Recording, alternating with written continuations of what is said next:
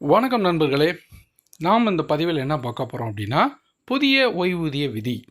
இறந்த அரசு ஊழியர்களின் பெற்றோருக்கு தனி வாழ்க்கை சான்றிதழ்கள் அவசியம் அப்படிங்கிற தலைப்பு தான் நம்ம இந்த பதிவில் பார்க்க போகிறோம். நீங்கள் நம்ம சேனலுக்கு இப்போ தான் புதுசாக வரீங்கன்னா சேனலை சப்ஸ்கிரைப் பண்ணிக்கோங்க, பெல்லைக்கானையும் ப்ரெஸ் பண்ணுங்கள். ஓய்வூதியம் மற்றும் ஓய்வூதியதாரர்கள் நலத்துறை ஒரு புதிய விதியை அறிமுகப்படுத்தியுள்ளது. இறந்த அரசு ஊழியர்களின் பெற்றோர் இருவரும் ஆண்டுதோறும் தனிப்பட்ட வாழ்க்கை சான்றிதழ்களை சமர்ப்பிக்க வேண்டும். இதனால் அதிக விகிதத்தில் மேம்படுத்தப்பட்ட குடும்ப ஓய்வூதியத்தை தொடர்ந்து பெறலாம். இரட்டை சான்றிதழ் இல்லாததால் ஒரு பெற்றோர் இறந்த பிறகும் மேம்படுத்தப்பட்ட ஓய்வூதியம் தொடர்ந்த பல நிகழ்வுகளை தொடர்ந்து இந்த மாற்றம் ஏற்பட்டுள்ளது. திருத்தப்பட்ட விதியின் கீழ் கடைசியாக பெற்ற சம்பளத்தில் 75% இருக்கும் மேம்படுத்தப்பட்ட குடும்ப ஓய்வூதியம் இப்போது பெற்றோர் இருவரும் உயிருடன் இருக்கும்போது மட்டுமே வழங்கப்படும். பெற்றோரில் ஒருவர் இறந்தவுடன் ஏற்கனவே உள்ள வழிகாட்டுதலின்படி ஓய்வூதியம் தானாகவே 60% குறைக்கப்படும். புதிய நடவடிக்கை ஓய்வூதிய விநியோகத்தில் துல்லியத்தை உறுதி செய்தல், நிதி முரண்பாடுகளை தடுப்பது மற்றும் அமைப்பிற்குள் பொறுப்புணர்வை ஊக்குவிப்பதை நோக்கமாக கொண்டுள்ளது.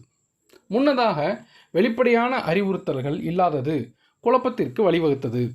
ஒரு பெற்றோரின் மறைவுக்கு பிறகும் அதிக விகிதம் தொடர அனுமதித்தது. தனித்தனி வருடாந்திர வாழ்க்கை சான்றிதழ்களை கட்டாயமாக்கும் நடவடிக்கை அத்தகைய ஓட்டைகளை நீக்கி புதுப்பித்த பதிவுகளை பராமரிக்கும். அரசாங்க நிதிகள் நியாயமாகவும் திறமையாகவும் விநியோகிக்கப்படுவதை உறுதி செய்யும் என்று DOBBW தெளிவுபடுத்தியது.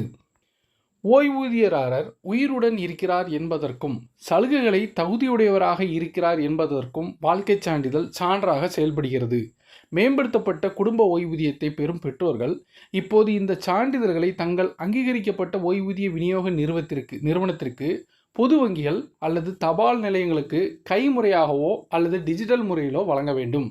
80 வயது மற்றும் அதற்கு மேற்பட்ட ஓய்வூதியதாரர்கள் ஒவ்வொரு ஆண்டும் அக்டோபர் 1 முதல் நிலையான நவம்பர் காலக்கெடுவை விட 1 மாதம் முன்னதாகவே தங்கள் சான்றிதழை சமர்ப்பிக்கலாம்.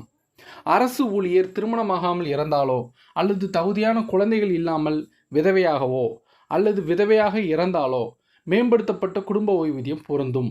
மத்திய சிவில் சர்வீஸ் ஓய்வூதிய விதிகளின்படி சார்புடைய பெற்றோர் இருவரும் உயிருடன் இருக்கும்போது கடைசி ஊதியத்தில் 75% பெறுவார்கள். ஒருவர் மட்டுமே உயிருடன் இருந்தால் 60% பெறுவார்கள். 2023 திருத்தங்கள் இந்த நன்மை பெற்றோரின் வருமானத்திலிருந்து சுயாதீனமானது என்பதை மீண்டும் உறுதிப்படுத்துகின்றன. தகுதி இறந்த ஊழியருடனான சார்பு மற்றும் உறவை மட்டுமே அடிப்படையாக கொண்டது. ஓய்வுக்கு பிறகு இறக்கும் ஊழியர்களுக்கு மேம்படுத்தப்பட்ட விகிதம் CCS விதிகள் 2021 விதி 52(a)(3) தொடர்ந்து நிர்வகிக்கப்படுகிறது.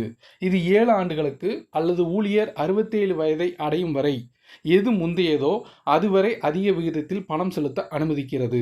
இந்த விதி 65 வயதில் ஓய்வு பெறும் மத்திய சுகாதார சேவை மருத்துவர்கள் போன்ற நிபுணர்களுக்கும் ஒரே மாதிரியாக பொருந்தும்.